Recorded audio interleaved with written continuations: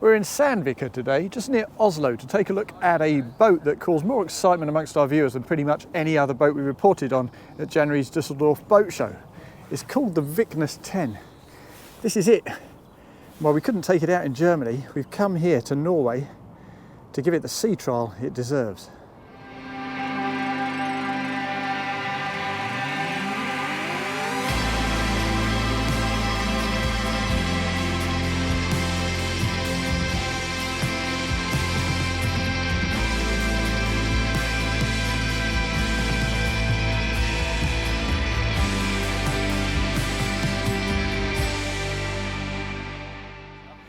Now, as I say, we've already spoken about this boat at quite some length on the Motorboat and Yachting channel, so I'll try to be relatively brief as I walk around the boat before we go out, but there is plenty to look at, so let's pick out the important parts. And we start at the back end, of course, a decent size of fixed platform. We've got good storage under here, drain storage, perfect for your fenders. And if we look on either side of the cockpit, well, the cockpit itself, you can see that it's extremely secure, asymmetrical, a C-shaped dinette on the port side and a good height of gate there just to close it off. Raised decks on either side, but lots of machined grip there, so it's really secure. In fact, when we got down from this elevated pontoon here, it's really useful if I just pop round.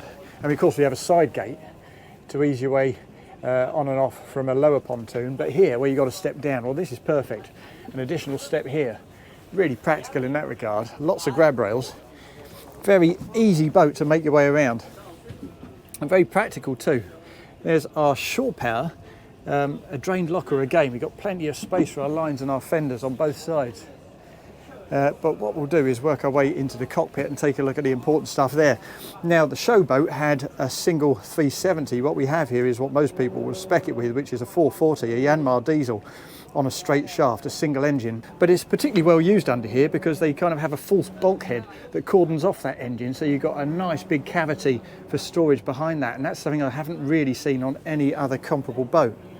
And there's more clever thinking in evidence if I work my way to the port side. This dinette, really good size, excellent storage. I mentioned this at the show, I like this a lot. Very often when you're trying to lift lids and hatches to access your storage, you lift them against their own cushions, so they kind of foul, and you have to work pretty hard or remove the cushions to get them open. Well, we've got hinges at the front here, so you can just lift them very simply one-handed like that. Get really easy access to your storage spaces, and it's the same right around here. Less so in this forward section because we have a fridge, of course, beneath there.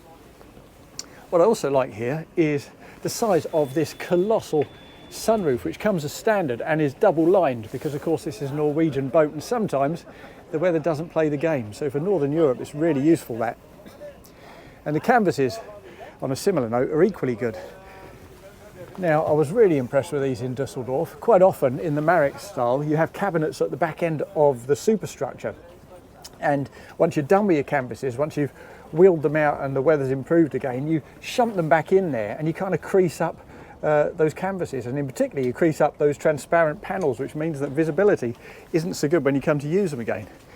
Well, here we've got a set of 3 rolled up canvases rigged up in the back end of this roof structure, each on a separate runner, so you can simply let them down from the little catches, roll them around and then stretch them taut with these excellent little devices here.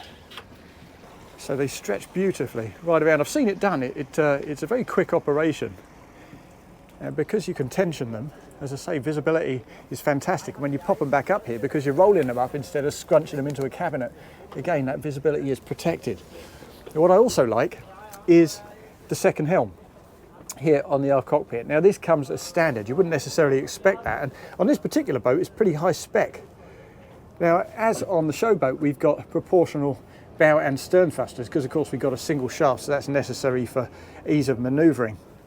We've also got autopilot here, which is optional, and we've got a joystick which takes advantage of those bow and stern thrusters and that single shaft just to make things a little easier to operate with a single hand while you step onto the side deck here and take a look at where it is you're trying to get to. So that makes loads of sense on a boat like this. If we make our way forward past this little side gate, we've got a hatch here. Again, a drained hatch, ideal for your fenders or your lines. Take a step up, another couple of steps up here, and this generates that volume down below that's necessary for the accommodation, because this is a 3-cabin boat, believe it or not. When we get right up here, more excellent tread machined into this fiberglass. Well, this is a real pleasure. We don't have a tremendous amount of elevation in this sunbed section here, but of course it's not necessary, because we do have, if I dangle the camera over the side, substantial elevation in the mouldings above that rubbing strake. So we already got plenty of volume down below. And what I like here is the fact that this section is not used in the conventional way. If I grab this handle and give it a yank, out come a couple of director's chairs with nice weatherproof materials, so you don't have to pack them away or worry about mouldy cushions. A nice drained cavity there. You can just leave them in place, use them as you wish. And there's a little tray between you, so you can take a seat, have a glass of wine with your partner. It's a really nice way to do it. I like that a lot. But it'd be particularly useful if there are a couple of cup holder recesses there, just to keep your drink steady.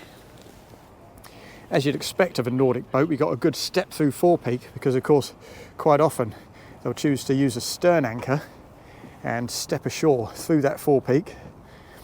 And as we head back aft on the raised, narrower port side deck, there's a decent width to it. You know, you can just about put your feet side by side. There's a tow rail, there's a raised guardrail, and there's a huge, long guardrail on top, a grabbing point, made in-house, entirely unbroken, very secure indeed.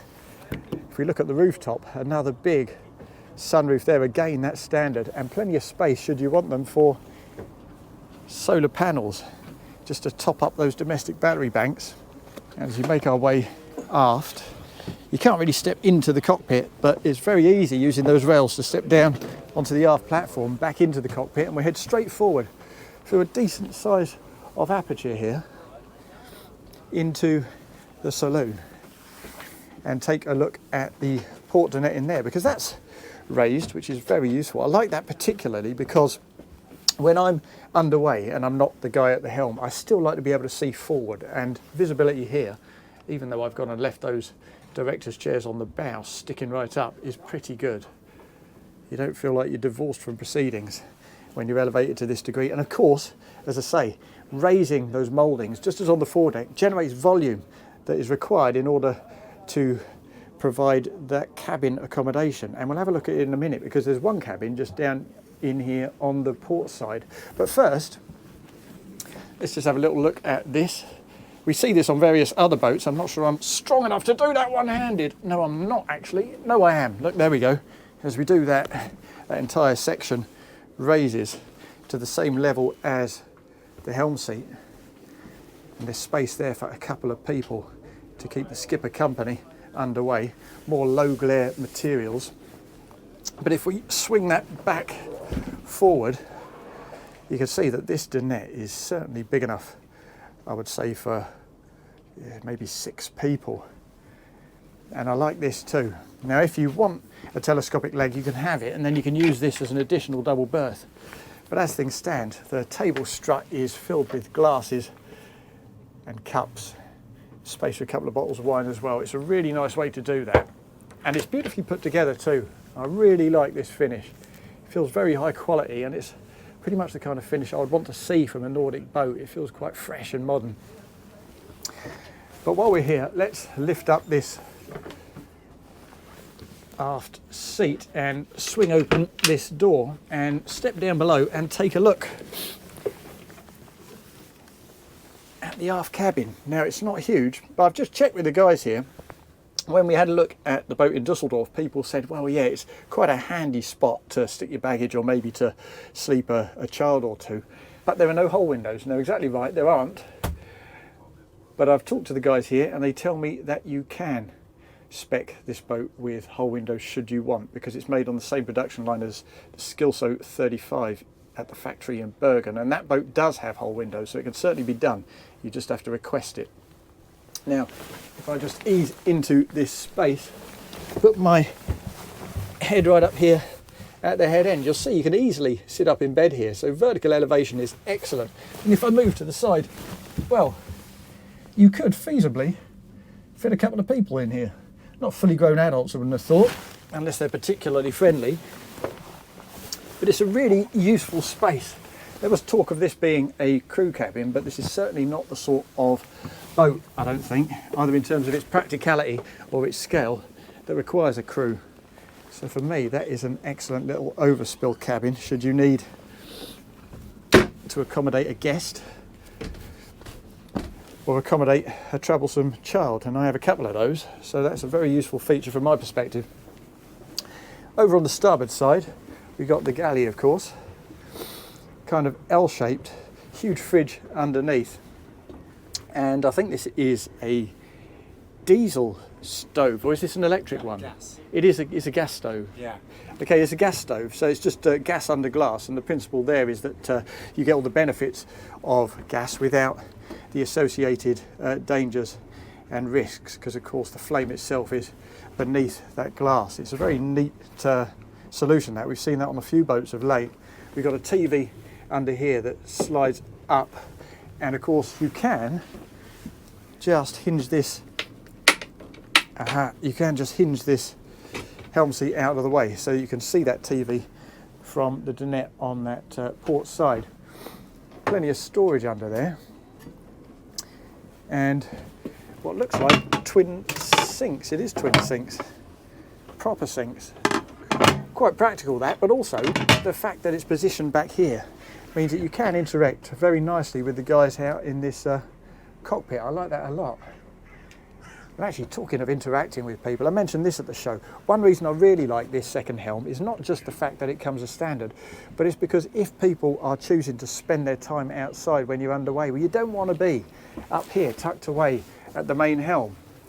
You want to be able to join them, remain part of the party, and if you're helming from here, looking across to these guys, then you can absolutely do that. Well, let's scoot past the helm itself, because we're about to have a drive in a second, and take a look down below. Now, of course, as I say, we've got that aft cabin, so that is separated physically from this section, so plenty of privacy there if you do have a guest who wants to use that.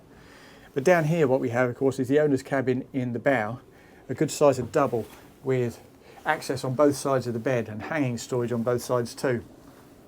I'll step into the space.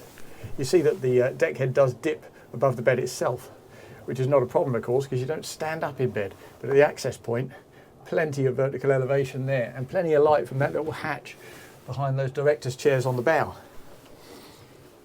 If I turn the camera around, in fact, before I do that, let's just have a look at these windows, because as I say, there are no hull windows, the rubbing streak's about here, but these windows here are actually in the mouldings above that. Not huge, but certainly good enough. If I spin around and face aft, well, on the port side we've got the heads and shower compartment, and on the starboard side we've got an additional cabin, and we'll take a look at that first.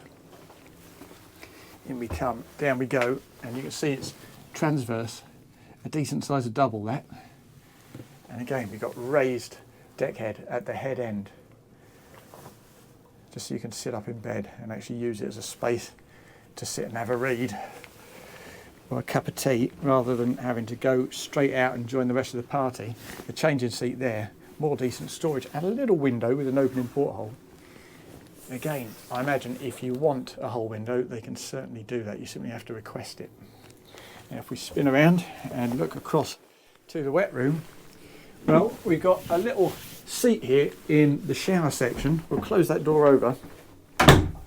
When we do so, you can see you can actually shut that shower section off, just to keep you nice and dry in this section, keep your towels and your bits and bobs dry.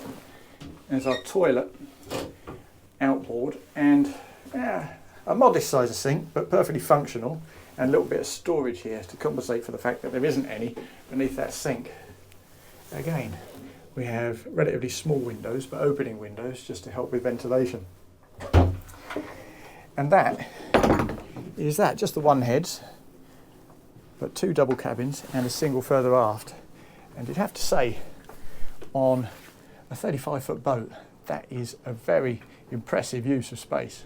But of course, if you intend to use a boat of this scale for cruising with your family and maybe with a guest, then storage is a big thing. So it's good to see that the storage we get down below and in the cockpit is supplemented beneath the deck in this saloon with an absolutely huge cavity. If we just lift that up and take a look at that, as you can see, everything beautifully compartmentalized, goes right over to the starboard side and back a little bit as well.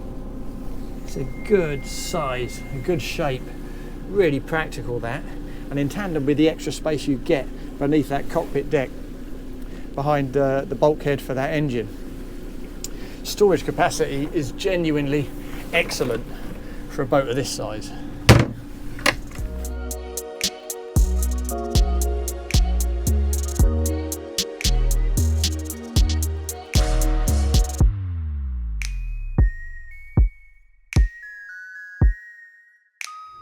Well, we're finally out on the water now on this Viknes 10. It's a moment I've been really looking forward to ever since we saw it back in Dusseldorf.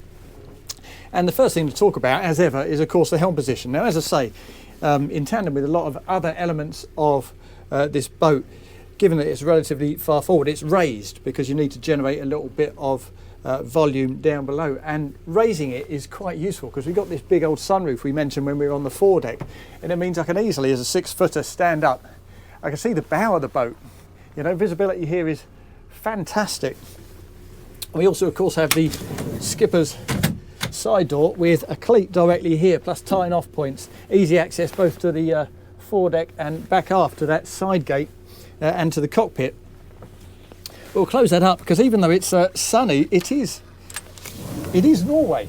There's a bit of a chill in the air, if I'm absolutely honest. We'll close this back up as well so that I'm not got sun glaring in my face. And actually, while I'm talking about the sun, I'll just pop the bolster down. It's worth talking about this screen as well. Now, I love a reverse screen. I think they look purposeful, they look cool, they make me feel like a bit of an action man. But actually, on a sunny day like today, the amount of protection you get from glare is excellent with this, because of course you don't have it right back towards you, so the sun isn't just penetrating and glaring off the dash. I've mentioned the fact we've got a lot of sort of matte fabrics and tread plate machined into that fiberglass on the foredeck, so again, glare is not a problem at all. And in terms of the dash itself, well, we've got those bow and stern proportional thrusters, optional of course. We've got a good size of plotter up top. What's that, 16 inches, this plotter? Yeah, 16-inch plotter on the main tier of the dash. Plenty of manual switch gear. And I know people are going towards digital switching now, but I love this. It's far better for me, even though some of it's written in Norwegian. I'll take that any day of the week over digital switching. And the throttle's mounted up top. Now, as you saw back on that second helm, we do have the optional joystick here, and you can of course have a second joystick here at the main helm should you want to use that inside, and there's a good sort of plateau here so you can use that while you're sort of straddling that side deck, which again is very practical. But what we want to do of course is get underway, so we'll do that right now. As I say, this is a single diesel engine. We've got the top rated 440 here. You can go for the 370 instead, save yourself 200 kilos and about 6,000 euros. But pretty much everyone goes for this more powerful unit, which is apparently good for 28 rather than 25 knots. So we'll get a little bit up to pace. As we do so, we're doing 6 knots now. I've not had to touch the tabs at all yet. The bow is still nice and low, and if I look aft I can still see the horizon through that aft window. So running nice and flat, up to 8 knots now. It's interesting in terms of the directional stability as well. We've got a little bit of a keel here on this boat, and it's semi-displacement, so the directional tracking is absolutely bang on, really steady. You don't have to correct and overcorrect as you're running down a channel. And as we push on a little bit further, up to 9 knots.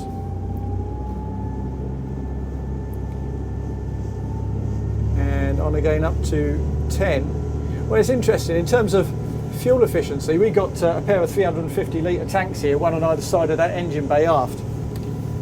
So we've got about, 560 litres to play with, 20% in reserve.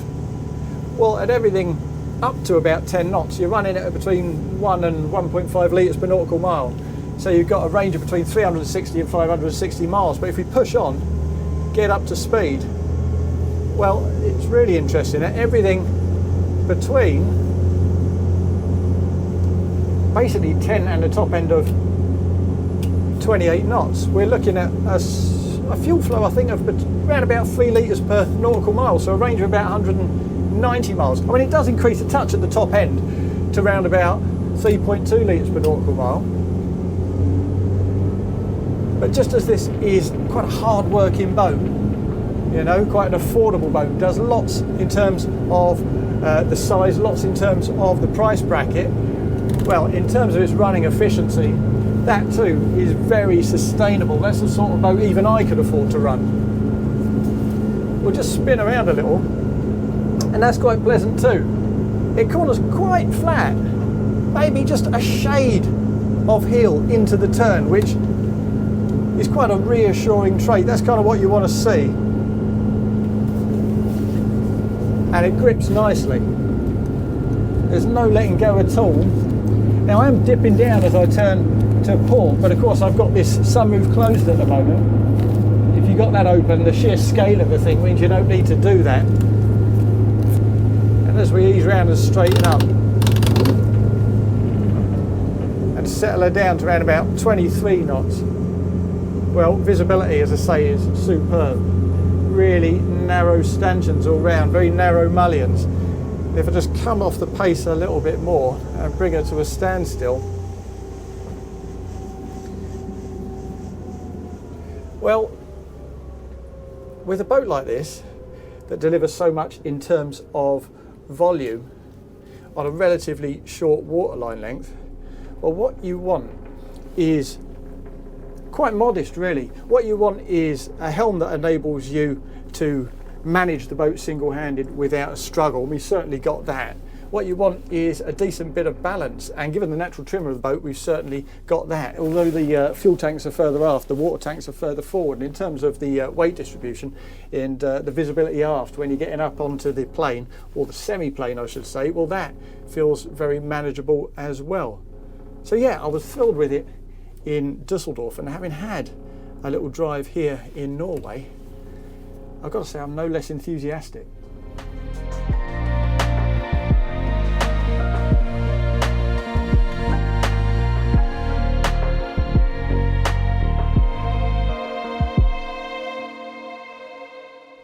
Well, we're coming alongside now after our brief transit to Oslo from Sandvika.